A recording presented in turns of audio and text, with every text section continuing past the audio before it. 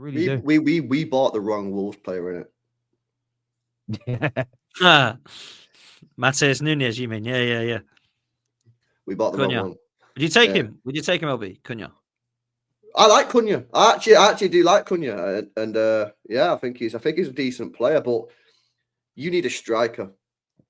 You need a striker, man. You need someone that's going to get you goals. So it depends. Basically,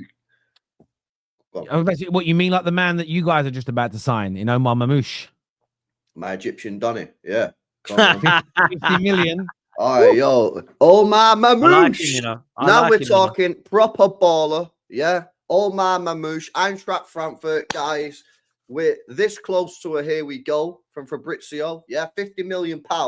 What a steal that is! Absolutely bargain price if we get him at 50 million quid, which is what the reports are saying. Apparently, we're getting him in January as well, they reckon. If we get this guy, yeah, for 50 million quid in January, hats off to Tiki, mate, because that's an unbelievable player. Listen, we still need a DM. We still need a midfielder, yeah? But, mate, what a nice little start to 2025, my mates, yeah? Marmoush, what a player this guy is. On form, this season. He's one of the best players in Europe this season on form. Yeah, I agree. His numbers are crazy. He adds goals and assists to our game, which we need because we don't have anyone that scores goals in our team but Haaland.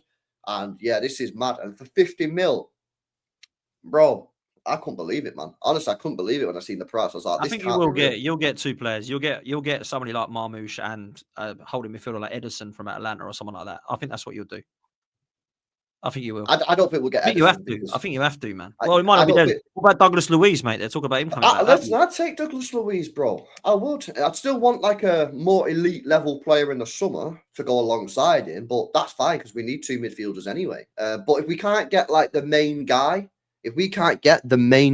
this January, go and get Douglas Luiz, Prem proven.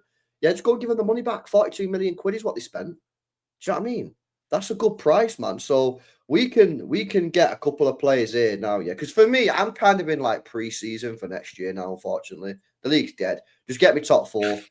Don't get eliminated for the Champions League and an embarrassing just get me to quarterfinals and I will just bow out gracefully, But yeah, we're in pre-season now, unfortunately. So go get me Marmoush, go and get me a defender, go get me a midfielder, and then I'm in vibe mode until the rest of the season. And we go again next year.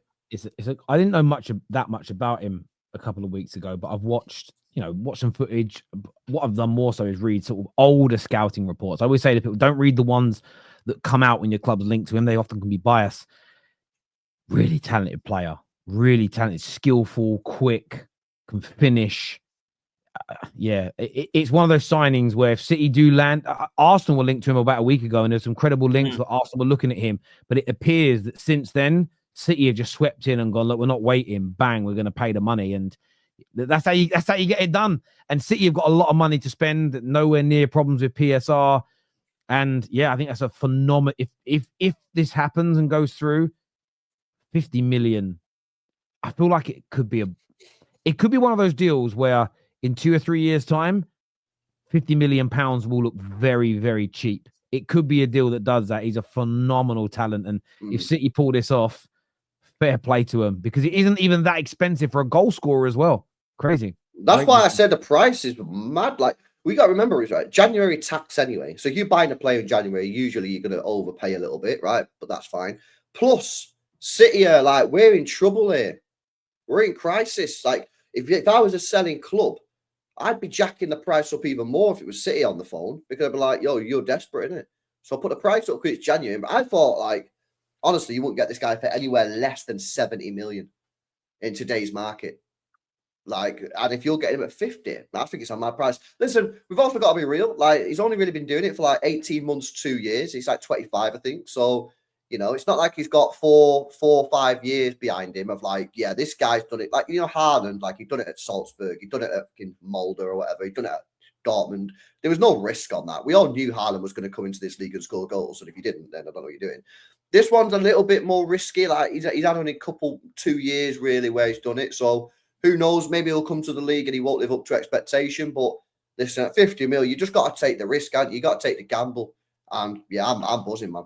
I'm buzzing with this. If you got Marmoush on top of a defender and a central midfielder, I don't really know what else you would need. I mean, obviously now, like in the summer, you might go again and etc. We've spoken about a rebuild at Manchester City, but I think for right now, I think that's all you're short, to be fair. Because obviously you're not going to replace Rodri. You're not going to go and get another Rodri. But you are going to go and get somebody better than bloody Gundogan and Kovacic or whatever it be, right? So if you do that, and you've got Marmoush, who's going to be an upgrade on Doku and Grealish, because you've got Savio, who I think is a good player, and he's obviously cooking the other day against City. You've got Haaland scoring goals. Foden will find his form again.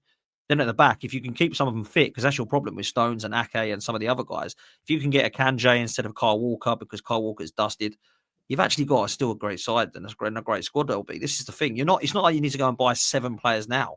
You get a couple now, and then you go again in the summer. That's what I'm saying, because I think this Yeah. squad needs about 7 or 8 new players, and about 6 to 7 need to leave, right? You're not going to be able to do that in January. You're not going to get rid of all those players. But if you get 3 good players in, like Marmoush, you go and get me a solid midfielder, and you go and get me a new defender who can just help our defense. Because our defense, the main issue is that like they're all just injured, and then they're all coming back quicker than they should be, and then they're all getting re-injured. Go get an extra body in there. That'll take that pressure off. There's no reason why we can't have a good crack at the Champions League, providing we actually qualify for it, because that's not guaranteed at the moment. And the FA Cup. And listen, I'll say this, yeah, if we can finish 2nd or 3rd in this league and pick up an FA Cup in our worst season in many a year, that's not too bad, lads. You know what I mean? I'll take that. And I know you don't want to look ahead this far, but if Marmoush comes in, I don't know who let's just say you get Bruno G, right? I'm going to use him as an example. Right? You drop the 100 mil, because I feel like that could be one of those deals that happens very late this window, where you just right at the end go bang 100 mil. Let's say you get someone of that level and Marmoush. If they come in and perform straight away, you can still win the FA Cup. You can still win the Champions League if you're in it. You know, and that's the Champions League is knockout football, and it's essentially, yes, you want to have a strong defense and not concede, but as long as you can score goals, I feel like you've always got a chance of winning the Champions League if you can score goals. And that's why I also look at Arsenal and think, listen, whether it's Cunha and you're linked to Nico Williams as well, I just feel like you might not be able to win the league, Arsenal. And I keep hearing Gunas say, well, no, we're waiting until the summer. Unless you're going to spend your money on people that are not high level targets. Some of them are available for what looks like good money. You throw Cunha and Nico Williams, let's just say you rate them, or you get Cunha and Gyökeres into your team, you could win the Champions League. Now, people will laugh, go, Arsenal will never win the Champions League. Yeah, but when did Arsenal ever, in their Champions League history in the last 30 odd years, get to January, be in a good position, look like a good team, and go, do you know what? We're going to add a star player to this team to try and take us to the next level. They haven't. And sometimes you need to do that. And I just feel like Victor Gyökeres is the one for me, which this is not a gut feeling. This is pure hopium. I'm hoping Man United have got him earmarked for the summer, and that's why no one's really, there's reports people have pulled away. But I just look at Arsenal and think, it doesn't matter if it's on the wing, if it's up front, the same as Marmoush going to City. It's the same reasoning. You add more firepower, you could change the course of your season. You might still win one of these tournaments without doing it, but you add some quality, some star quality, and you can get over the line. You genuinely can. Yeah, absolutely. And look, Gyökeres is my number 1 target for this January, because you've got a release clause. Just go and release it.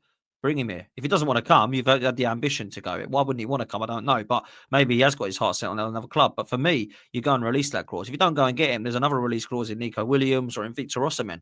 Go and get these guys, release their clause. Why are we not activating these release clauses now?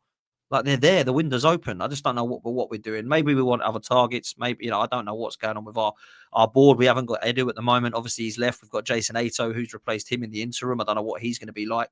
But it will give me a lot of kind of understanding this window about where the problem lies if it doesn't go so well, because it will be obviously an ownership and board problem, because Mikel Arteta can only do so much. Do you know what I mean? In terms of that, that's, he needs some help there and he needs support. But you're right. We should be going and looking at those names 100%.